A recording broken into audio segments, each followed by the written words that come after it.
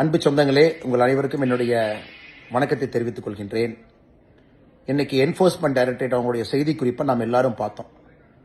குறிப்பாக டாஸ்மார்க் நிறுவனம், அதற்கு சாராயம் கொடுக்கக்கூடிய சாராய ஆலைகள், பாட்டிலிங் நிறுவனம் எல்லாம் இணைந்து கிட்டத்தட்ட 1000 கோடி ரூபாய்க்கு மேல ஊழல் செய்திருக்கின்றார்கள். அந்த பணம் எல்லாம் அரசியல் லாபத்திற்காக திராவிட முன்னேற்ற கழகத்திற்கு போயிருப்பதை நாம படிக்கிறோம், பார்க்கிறோம், கேட்டோம்.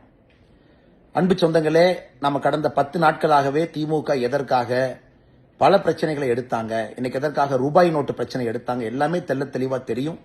இந்த பிரச்சனையிலிருந்து திசை திருப்புவதற்காக ஒரு டெல்லியில, சத்தீஸ்கர்ல நடந்த லிக்கர் ஊழலை விட சென்னை, தமிழகத்தில் நடந்திருக்கக்கூடிய டாஸ்மார்க் ஊழல் மிகப்பெரிய அளவு.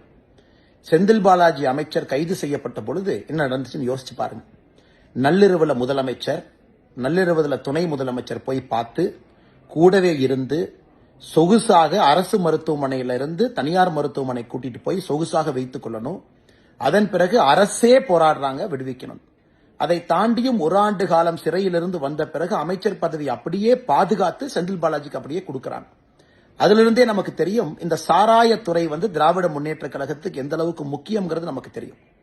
இன்னைக்கு இந்த இடி இன்வெஸ்டிகேஷன் அவங்க ரைடுக்கு பிறகு நமக்கு தெரிய வந்திருப்பது என்னன்னா, தமிழ்நாட்டில் பல இடத்துல லஞ்ச ஒழிப்புத்துறை அவங்க போடப்பட்ட எஃப்ஐஆர் அடிப்படையில் இடி அவங்க இன்வெஸ்டிகேஷன் பண்ணியிருக்கிறாங்க.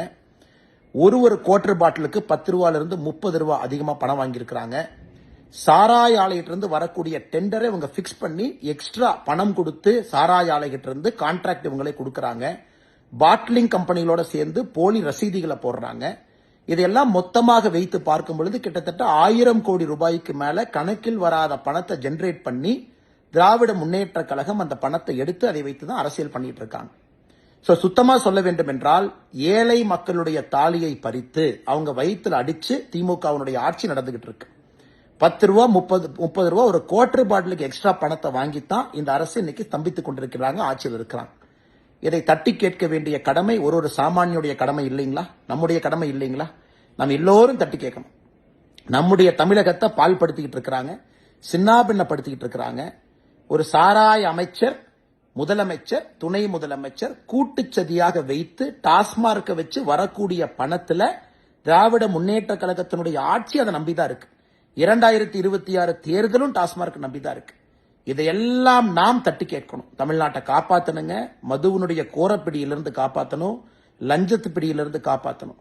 அதனால்தான் பாரதிய ஜனதா கட்சி உங்களை நாங்கள் அழைக்கிறோம். பொதுமக்களை, அன்பு சொந்தங்களை, சகோதர சகோதரிகளை, பெரியோர்களை, தாய்மார்களை வர்ற திங்கட்கிழமை அன்னைக்கு 17ஆம் தேதி காலையில 11 மணிக்கு டாஸ்மார்க்கினுடைய தலைமை அலுவலகம் எக்மோர்ல தாளமுத்து நடராஜன் ரோட்ல இருக்கு. அதை முற்றுகை செய்யறோம். டாஸ்மார்க்கை முற்றுகை செய்வது மட்டும் இல்லாம தொடர்ச்சியாக அந்த போராட்டத்திற்கு பிறகு தமிழ்நாட்டில் இருக்கக்கூடிய ஒரு டாஸ்மார்க் கடையும் முற்றுகை செய்ய போறோம். அரசு பதில் சொல்லணும். தப்பு செஞ்சவங்க உள்ள போகணும். தமிழகத்தினுடைய சாராய அமைச்சர் செந்தில் பாலாஜி முதல்ல பதவியிலிருந்து வெளியே வரணும். அந்த பதவியில் இருப்பதற்கு எந்த விதமான அருகதை அவருக்கு இல்ல. தமிழகத்தினுடைய முதலமைச்சரே பதவி விலக வேண்டிய கேஸ். 1000 கோடி ரூபாய் ஊழல் இந்த அளவுக்கு நடந்திருக்கு.